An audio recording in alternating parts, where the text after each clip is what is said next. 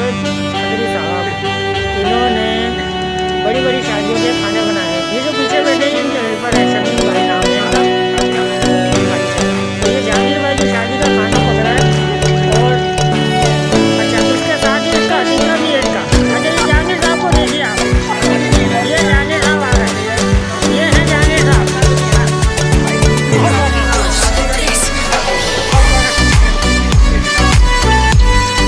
ये हमारे गेस्ट बैठे हैं।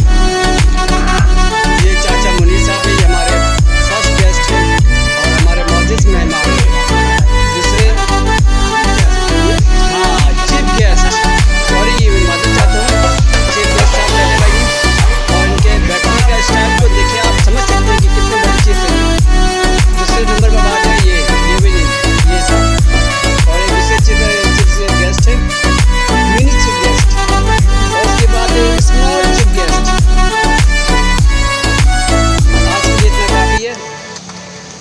खुदा हाफिज़।